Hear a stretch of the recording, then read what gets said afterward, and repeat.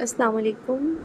ये हमारे पास CSS 2026 का जो जनरल साइंस का पेपर है उसमें क्वेश्चन नंबर 1 जो है मैथ्स वाले पोर्शन का, वैसे तो क्वेश्चन नंबर 6 बनता है, लेकिन अगर एबिलिटी के लिहाज से देखा जाए तो क्वेश्चन 1 का बी पार्ट है। ए पार्ट हमने पहले सॉल्व कर लिया, अब हम इसका बी पार्ट सॉल्व करेंगे।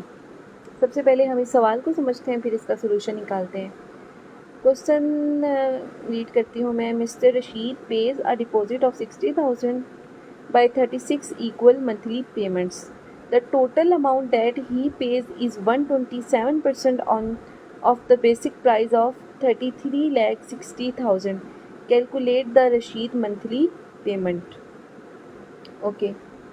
अच्छा, इस सवाल में वो कह रहा है कि जो रशीद है उसने एक चीज़ ख़रीदी है और जो उस चीज़ की असल पेमेंट है, बेसिक प्राइस का मतलब होता है असल पेमेंट, ठीक है, वो है 33 लाख और 60,000। लेकिन उस वक्त उसके पास पैसे नहीं थे तो उसने वो चीज़ इंस्टॉलमेंट पे बाय कर ली। तो इंस्टॉलमेंट पे जब उसने बाय की तो ऑब्वियसली उस चीज़ की जो कीमत है वो ज़्यादा उसने अदा करनी होगी। इंस्टॉलमेंट पे उसे 127% पेमेंट करनी पड़ी। अच्छा, ये 127% कैसे, ये मैं एक एग्जांपल देती हूँ। ये इस क्वेश्चन से रिलेटेड नहीं है, लेकिन वैसे मैं एक मिसाल दे के समझा रही हूँ। देखिए, अगर मैंने एक चीज़ ख़रीदनी है, उसकी जो असल कीमत है वो है 100 रुपये, ठीक है, ये उसकी असल कीमत है। लेकिन जब मैं ये चीज़ ख़रीद रही हूँ तो उस वक्त मेरे पास 100 रुपये नहीं है, तो मैं उस शॉपकीपर से एक बात करती हूँ कि हम ऐसे करते हैं कि इंस्टॉलमेंट पे ये चीज़ परचेज़ कर लेते हैं। आधे पैसे आज दूँगी, आधे कल दूँगी, और आहिस्ता आहिस्ता करके मैं ये जो 100 रुपये हैं इसकी जो मैं पेमेंट है वो उतार दूँगी। तो वो शॉपकीपर अब मुझे क्या करेगा, इसके ऊपर अपना प्रॉफिट रखेगा, क्योंकि वो एकदम तो मैं नहीं ले रही ना, मैं आहिस्ता आहिस्ता उसको पैसे पे करूँगी। कभी 20 रुपये दूँगी, कभी जो हमारे बीच में एक डील हुई होगी उसके अकॉर्डिंगली मैं पैसे पे करती रहूँगी, ठीक है।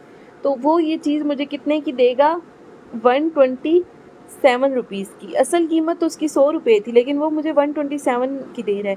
अब ये जो 127 है इसमें 27% क्या है, 27% या 27 रुपीज़ शॉपकीपर का अपना प्रॉफिट है, क्योंकि वो मेरे साथ एक मुआहदा कर रहे हैं इंस्टॉलमेंट का, तो उसमें उसने अपना प्रॉफिट भी रखना है। ये क्वेश्चन भी सेम इसी तरह है, ठीक है। चलिए अब हम इसको देखते हैं। तो 127% जो था वो शॉपकीपर ने उसको उसके ऊपर 100% के ऊपर 27% जो था वो प्रॉफिट लगाकर इंस्टॉलमेंट पे दी। अब जब हम पहली बार कोई चीज़ परचेज़ करते हैं तो हम उसकी ज़्यादा कीमत अदा करते हैं। कोई फ्रिज हो, कोई भी चीज़ हो, हम अगर उसको इंस्टॉलमेंट पे लेंगे तो फर्स्ट टाइम हम उसकी ज़्यादा पेमेंट देंगे। उसके बाद जब third, second, third, fourth, fifth जब हमने देनी होगी ना, तो उसकी एक फ़िक्स अमाउंट होगी। तो इसी तरह मिस्टर रशीद ने जब पहली बार वो चीज़ पे की तो उसने उसकी कीमत अदा की 60,000 रुपये, और अब वो बाकी जो 36 मंथ्स हैं, मतलब वो 36 महीने इसकी कीमत अदा करता जाएगा, ठीक है।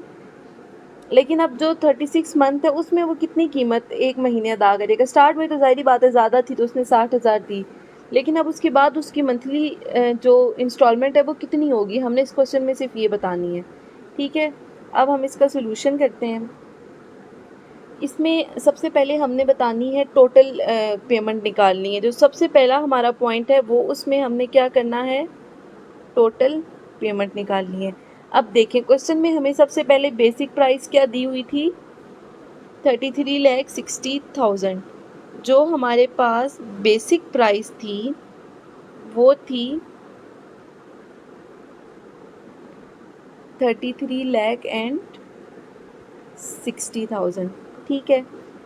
अब इसमें जो उसने प्रॉफिट लगा के हमें किस प्राइस से दिया, 127% के साथ। अब जो टोटल पेमेंट थी, अगर अकॉर्डिंग टू परसेंटेज देखें तो वो थी 127%, ठीक है।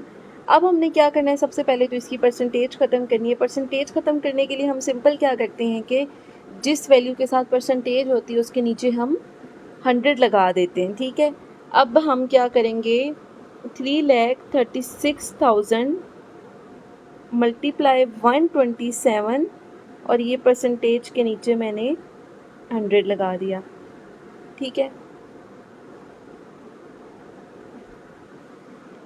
अब सबसे पहले आपने क्या करना है, इन दोनों वैल्यूज़ को डिवाइड करना है, इसका जो आंसर आएगा उसको इसके साथ मल्टीप्लाई कर देना है। मैंने तो ऑलरेडी ये सॉल्व किया हुआ, तो मैं डायरेक्ट इसका आंसर लिख रही हूँ, लेकिन जब आपने सॉल्व करना है तो आपने 127 डिवाइडेड बाय 100 करना है, उसका जो आंसर आएगा उसको 33,60,000 के साथ मल्टीप्लाई कर देना है। ठीक है, आपको CSS के एग्ज़ाम में कैलकुलेटर अलाउ नहीं होता, तो कैलकुलेशन आपने बहुत ध्यान से करनी है, उसको बार बार चेक करना है, 2 बार 3 बार आप उसको, वैसे तो टाइम कम होता है लेकिन आप इसको करके देखें, क्योंकि इन क्वेश्चंस में मार्क्स डिडक्ट नहीं होते। अगर आपका सॉल्यूशन पूरा ठीक है तो आपको उसके पूरे नंबर मिलेंगे।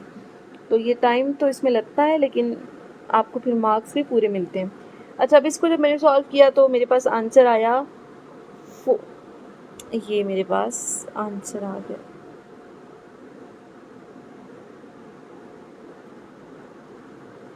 42 लैक्स, मेरे क्या बने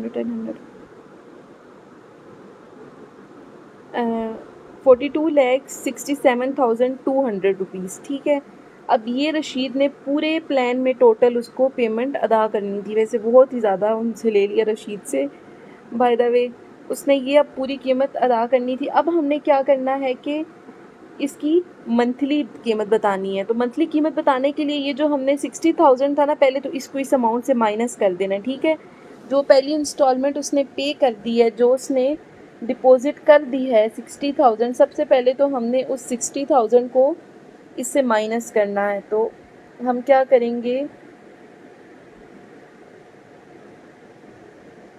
इससे 60,000 को माइनस कर देंगे, इन दोनों को माइनस करके हमारे पास आंसर आएगा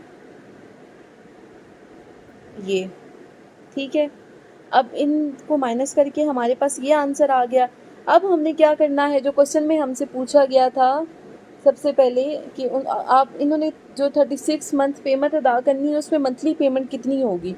तो मंथली पेमेंट निकालने के लिए हम क्या करेंगे, इसी वैल्यू को, जो ये हमने वैल्यू फाइंड की है, इसको हम 36 के साथ डिवाइड कर देंगे, क्योंकि उसने 36 मंथ्स इंस्टॉलमेंट पे करनी है ना, तो हम इसको फिर 36 के साथ ही डिवाइड करेंगे। जब हम इन दोनों को डिवाइड करेंगे तो हमारे पास आंसर आएगा 116,866.67। ठीक है, ये पूरा सोल्यूशन हो गया। अब मैं इसको दोबारा से ना एक बार समझा देती हूँ।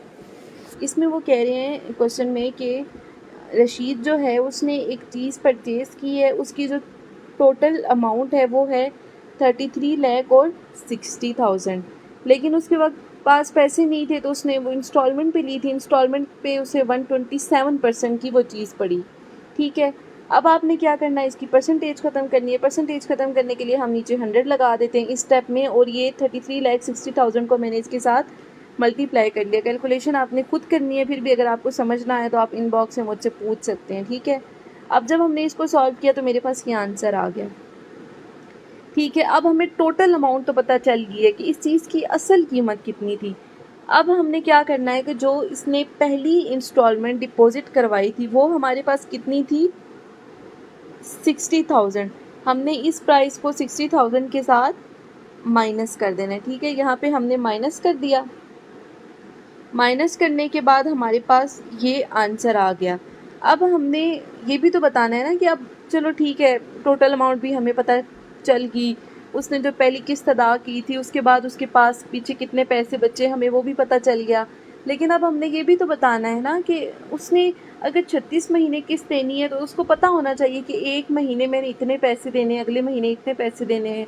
तो उसके लिए हम क्या करेंगे, ये जो अमाउंट है 42,07,200, इसको हम 36 से डिवाइड कर लेंगे, क्योंकि उसने 36 मंथ्स की पेमेंट देनी है ना, इससे हमने डिवाइड किया तो ये हमारे पास आंसर आ गया, और यही हमारा बिल्कुल एक्यूरेट सॉल्यूशन है। ओके।